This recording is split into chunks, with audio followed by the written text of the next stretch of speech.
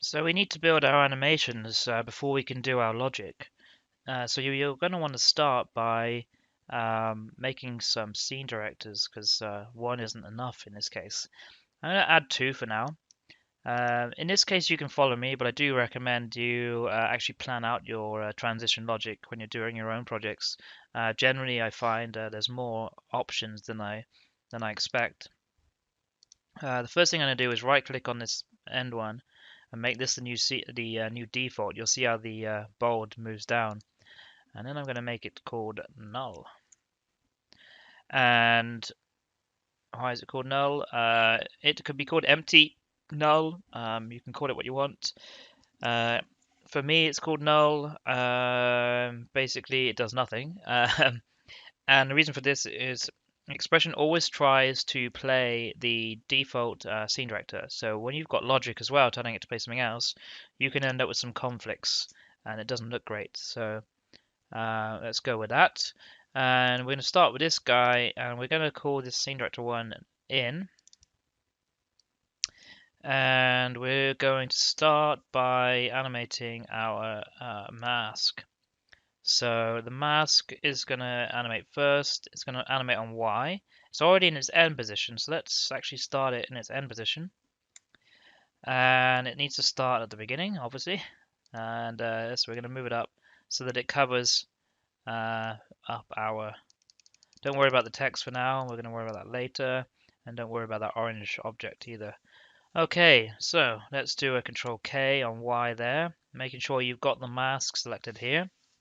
I am moving quite quickly during over the animation stages because I'm taking it as read that people have done animating before. If it is a bit too quick for you, then there's our animation courses on the XPression U. You can check those out. I'm going to close that now by pressing enter. And we've got a basic animation now, right? Now I'm going to move to the end again. I'm going to move that BG2 is that orange object. I'm going to make a keyframe on that. And I'm going to start that from, let's say, 4. And let's move the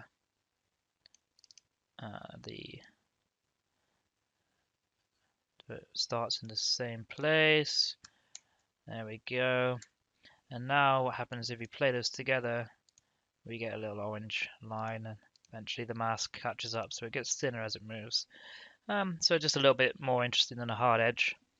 And that's going to be our in animation. So I'm going to rename this guy as in and out. And I'm going to trim that down to 20 in here. 20. There we go. So what we're going to do about this text then? Well, I'm going to make another animation controller.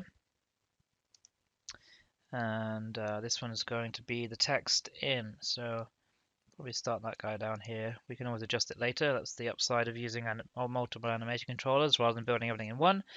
And I'm going to call this text in. Very good. Okay. And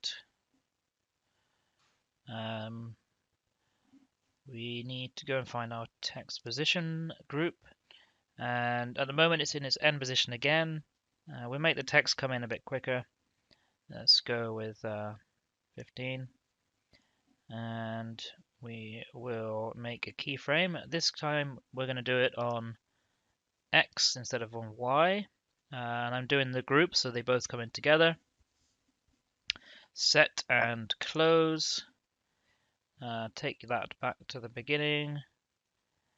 And then we're going to take that group so it disappears behind this left edge mask there.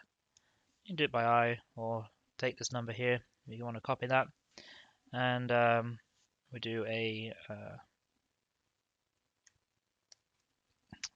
keyframe again. And so now we should have a roll in. There we go. Excellent.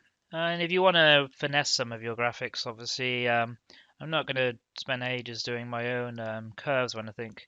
If you want to learn, once again, that's Scene XPression U. So obviously you can do your own curves with these guys. In the name of saving time, I'm just going to do simple Bezier on everything. So And this is also quite good when you're doing things forward and backwards because it's going to have the same timing in each direction. So let's click both of these on.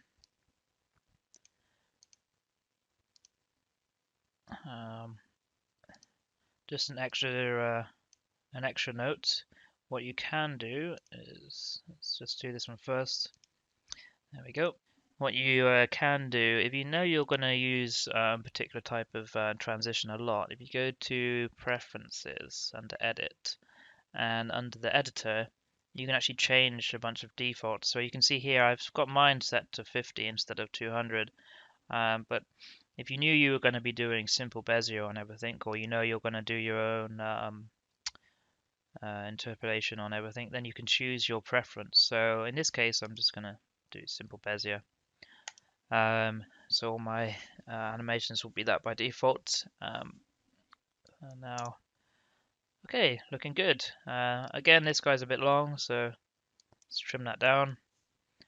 It's important with transition logic to try and keep your animations down to the length that they really are, because even if you had a whole load of empty keyframes, XPression still reads that as being an animation. So what you'd see is that you're in a transitioning stage for much longer than you might want to be.